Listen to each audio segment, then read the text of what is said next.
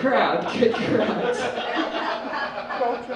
So I have a boyfriend now, remember that premise? I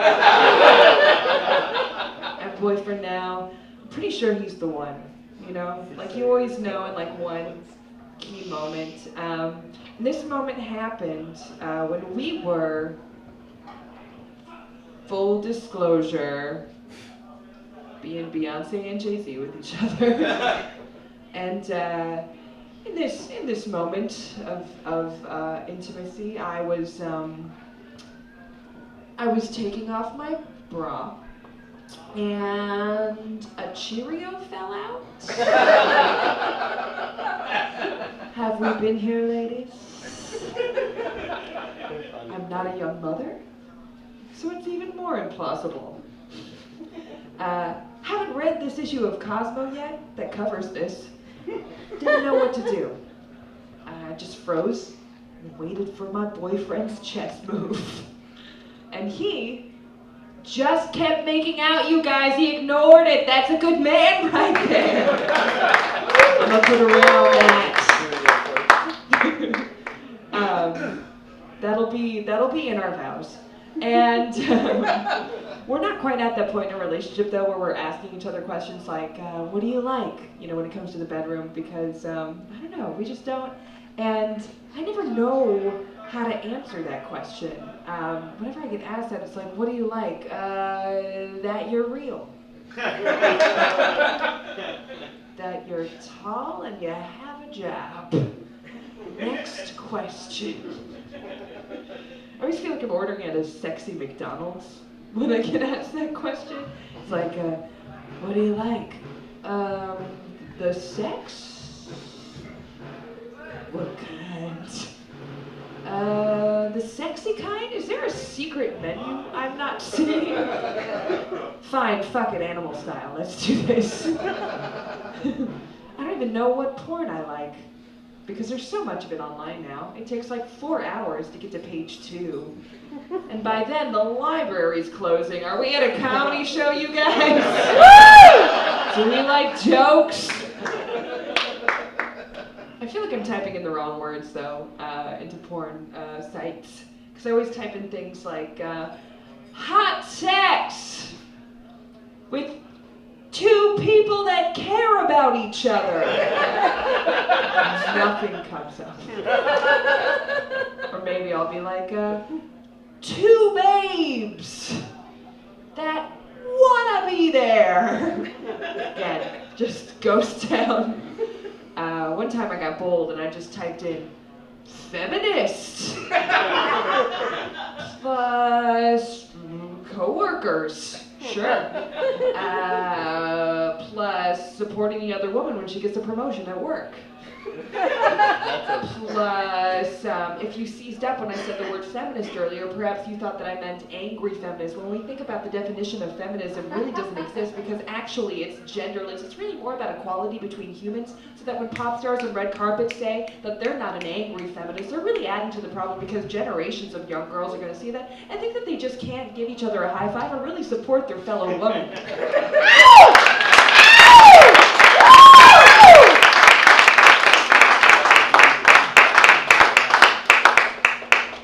Plus doctor, because I like my bitches smart. I don't know why that's more scandalous than scissoring. I don't know. I'm still looking for my one video, my white whale. It's gonna take me home. Oh boy. I don't actually watch porn. I had to watch it for the joke. I'm just kidding. Okay. My boyfriend and I were trying to figure out like what our like couple style is, which is an obnoxious question, but we thought it, and because you always know those couples that are like the party hard couple.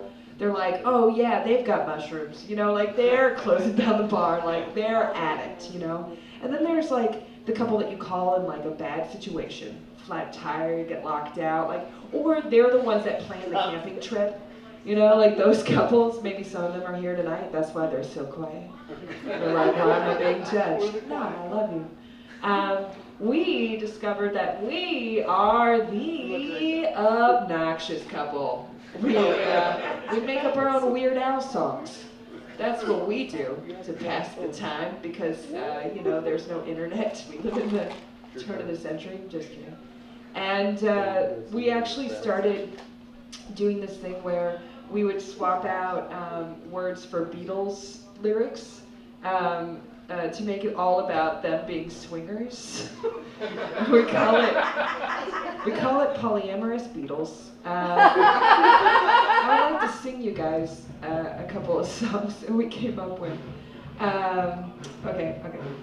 Just pretend it's like an infomercial, like late at night. Ooh, I need your love, babe. 2 days a week, the rest is covered.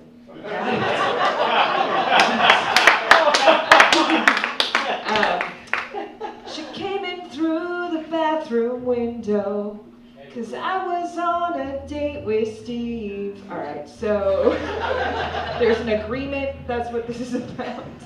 This one's kind of slow and sad. The long and winding road to Greg's house, my wife said I could go. That's another agreement one.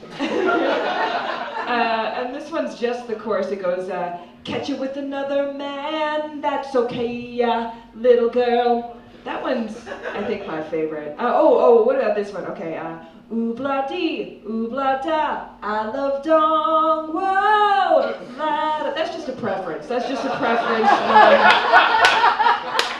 And then the last one is with a little help from my friends, Unchanged. So, you guys didn't know that was about fucking? Well, you didn't think your mind would be blown when you came out tonight, but I'm sorry to tell you. I don't know. So I'm vegan, but you guys already knew that, right? Are we on the same page? I'm vegan, and a lot of people ask me, oh my God, that must be so hard. How are you vegan? Like, how do you live without cheese? Oh my God, it must be so hard to live without cheese. What do you do without cheese? And I say, yeah, it's hard to be vegan, but the hardest part about being vegan is actually pretending to like Sarah McLachlan's music. That's really the hardest. Look, we didn't pick the soundtrack to our movement, but it is our movement. So we must support it. I'm actually a begrudging vegan. I Netflixed myself into a documentary hole. Do you guys ever do that? You like learn things you could never unlearn. You're always like, oh man, maybe I should actually pay attention to Syria, what's going on? Maybe I should start a farm, maybe I should live in a tiny house. It's a lot of maybes. And I did that. So occasionally, because I'm a begrudging vegan, occasionally I will find myself perhaps driving a little too close to the fast food places near my home, like an old jealous ex-lover. Windows rolled down, screaming, wait for me, Arby's! Wait for me! I hate, though, that fast food places do make fun of vegetarians and vegans. I just think it's, like, really dumb, really easy. There's a place in LA called Fatburger. Name says it all. Good job. And they have this sign in their front window that just said, man didn't climb to the top of the food chain eating soy. It was voiced by Sam Elliott. He's everywhere these days. And I don't know. I felt like that was a little hard for them to say, because I'm pretty sure that no Fatburger customer has climbed to the top of anything. Calling the kettle fat. There. I'll be over here eating vegetables, living to 100. I'll hate being that old, but damn it. That's the thing. Like, the apocalypse is just going to be filled with a bunch of angry vegans that are like 104. They're like, why did I do this? I don't want to be here. What's going on? Back in LA, I'm sure you guys know it's very fitness obsessed, and they have CrossFit everywhere though, right? CrossFit's huge in LA, and I'm a little wary of it. Like, I'm not 100% on it not being just a front for a moving company, right? They just have tires and ropes, and I don't know. They're always like outside in front of Greg's house. It's like, what's going on? They're like, everyone lift the mattress, lift the mattress. I don't get it. I'm not in. I I actually checked out one of those classes though, because if I know I'm gonna hate something for the rest of my life, I want to check it out first. That's just the person I am. And I was there with my fellow brethren, and we were all standing in line. The instructor got in our faces, all boot camp style, and was yelling at us to, like, you know, do a bunch of jumping jacks and get in the air and work hard, work hard. And then she shouted, "Come on, don't you want to be fit for the apocalypse?" I'm sorry, what? Thought I was just bouncing back from Thanksgiving. Didn't know we were talking about the wall of fire up in this bitch. I don't think I agree with her logic. Anyway, you know? Because when the apocalypse happens, and it will, when the apocalypse happens, there's zombies roaming the streets, and we all wish we became closer friends with that guy who works at the Renaissance Fair. You know, the one that has like 5 swords. I'm pretty sure that, like, burpees aren't gonna save us, right? You know, when the apocalypse happens, and it will, and our national anthem is changed to Smash Mouth's All-Star. I'm sure wheelbarrow kicks, not what's gonna be our saving grace. When the apocalypse happens, and it will, we're no longer Democrats and Republicans, but rather divided into people that like True Detective Season 1 and True Detective Season 2. And like all hipsters have taken over commerce, and like all the companies are like artisanal Funyuns, small batch NyQuil, auto gyro Uber, you know, just like whimsy fucking shit that doesn't need to exist. I'm pretty sure doing a plank position on the ground is not what's gonna save the United States of my wife. That's what it's gonna be called in the future. Stick to this premise. But you know what will save us? You know what will? A fetal position, because that's what fits in a bathtub underneath the mattress. Can I get one? Thank you so much. And if that doesn't work, then I do a mean impression of the lead singer of Smash Mouth. You guys should see it. So, Walking on the Sun, All-Star, done it all at karaoke. We can just get into it. Actually, no, I'm more of a, perhaps you can read this on me, I'm more of a get out of my dreams, get into my car kind of guy. Everyone say their karaoke jam at once. I heard Born to Run. Did you guys ever see somebody sing Born to Run so hard that it turns into a cry for help? You guys ever see that? 27-year-old get nasty on a mic? You're like, what are you doing? Why are you acting like you work at the docks? Who hurt you? What's going on, Greg? What's going on? I work from home, and it sounds like the dream to 10-year-old Julia. Stay home, I watch TV all day. I don't know, maybe I'm not wearing pants. Who cares? It's fucking summer break every day, baby. But, you know, despite that, every time my boyfriend leaves work, I feel like a dad in crisis. So, I don't know what to do. So I walk around my neighborhood a lot, and I kind of live in a shitty part of town, which is saying a lot for LA. And when I walk around, I like to play this game called Father and Son, or Unlikely Friends. Study strangers real hard. But I started doing this thing because I work from home. Sometimes I don't get out of the house until like 4 p.m. or like 8 p.m. at a show, if I'm lucky. And I started doing this thing where I was so starved for human connection, I started doing bits with strangers. Has anybody else done this? I'll give you an example. I was at the library the other day. I was checking out books, and I slapped down my library card and just said, "Keep the change."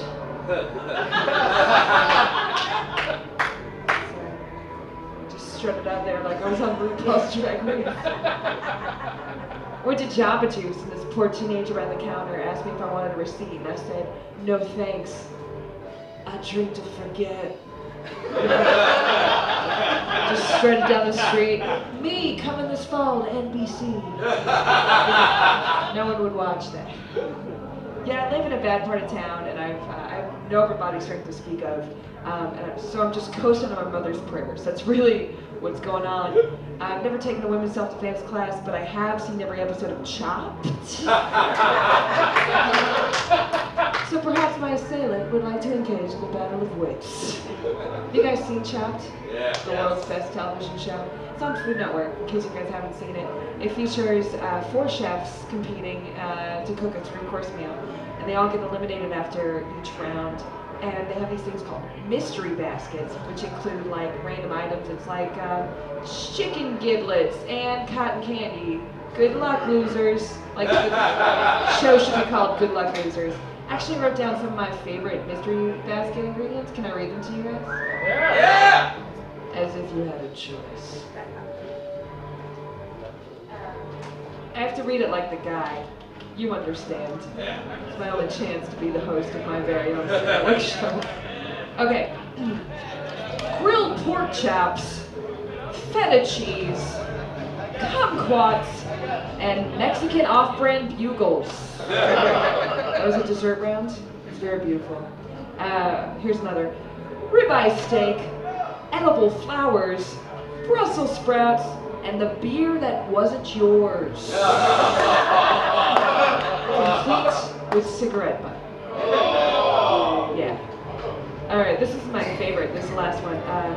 Goose liver, Japanese candy that's been cursed by a witch. A signed copy of the 2002 Frankie Muniz Amanda Bynes movie Big Fat Liars.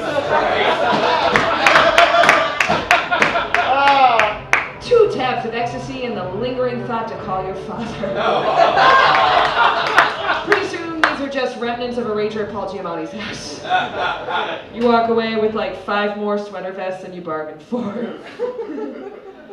I feel like I'm not quite at the age of like becoming a parent, but I do feel like I'm pre-mom in a lot of ways. I'll give you some examples.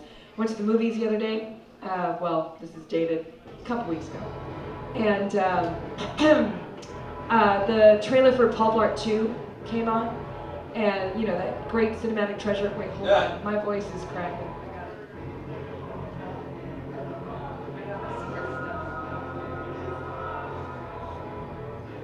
Woo!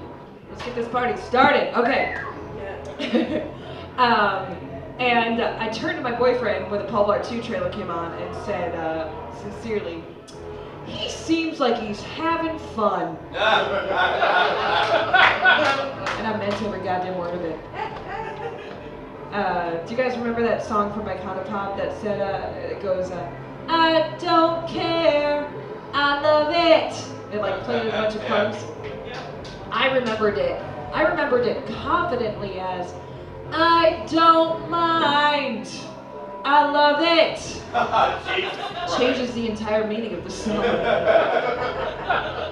I'm not ready to have a kid, but I definitely feel like I'm ready to have a dog. Like, my biological dog clock is ticking. This is how I know. The other day, I was watching an organic dog food commercial, and I started to tear up. That's what came out of my mouth. You're right. They do deserve real ingredients. We don't own them. We share the world with them. That passed through several filters in my head before exiting my mouth. And each round they were like, yep, you're saying this. Like, is it possible to be that creepy before noon? It's like, the calls are coming from inside the house, and the house is in the head. That's how that goes. But it did prompt me to go to a dog shelter and try to adopt a dog. And dog shelters in LA are some fancy business that does not need to exist. Like, you should be able to just show up and be like, I have love in my heart. And they're like, here's a corgi. There you go. But instead they're like, it's a privilege for you to benefit from adopting our dogs. Go fuck yourself, is what I say. There's a questionnaire they make you fill out. One of the questions on there asked, would you ever let your dog off leash in like a gated area or a hiking path? And I said, yeah, because I'm a chill dog owner, right? I'm gonna slap sunglasses on that dog real fast. I'm gonna make 5 Christmas cards immediately. And you better bet your ass if it has one of those little dog wheelchairs, I'm naming it Lieutenant Dan. Because I'm an American. And I'm gonna reenact my favorite scenes from Forrest Gump at the dog park. as is my right. And didn't know that was the worst way to answer that question. It was as if they'd asked me if I would ever give a child a beer. And my response was, well, did he earn it? Needless to say, I'm still dogless. I'm gonna end on this, you guys. It's been a long and winding road. I don't know if I'm gonna have a voice tomorrow, but you know what? At least I spent it on you guys, you fine folk. And I had a blast. This is fun, right? Give it up for your host. Give it up for the comments. Give it up for everybody. I feel really bonded with you guys, honestly. Like I do. I feel like we're the same kind of people, if I may be so bold to assert that we may be the kind of people that don't keep our New Year's resolutions. Right. I feel like the people that do keep their New Year's resolutions, they already have enough parades, right? They already have enough 5Ks for cancer. They already have enough wheatgrass shots, pats on the back. What do we got? Nothing. Nothing but our frustration with ourselves and our shame. But I'm gonna flip that tonight, you guys, because we're bonding together. We're forming our own parade. Let's start a chant. Do you guys want to start a chant with me? Okay. How about, we're not getting fit. We're not getting fit. We're not getting fit. Okay, I'm gonna change it up. We're good as we are. We're good as we are. We're good as we are. 9/11 was an inside job. Alright. Okay. I thought you guys were like me. Bunch of truthers. Well, I misjudged you, Memphis. I have to take my Infowars.com stickers elsewhere. I tell you a little story about that joke. I did that joke one time in New York City. Yep, you guys were there too, huh? Let me tell you, they gave me one job, and it was to never forget. God damn it, I forgot. But other than this, I never do impressions, but I'm working on this character. Another one that I will never do in New York, and you'll find out soon why. This character is called Existential New York Stereotype. You guys got that? Existential New York Stereotype. I gotta get in the character, hold on.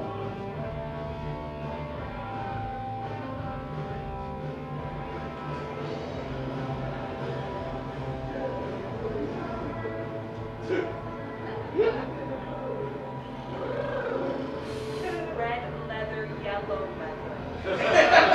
Red leather, yellow leather.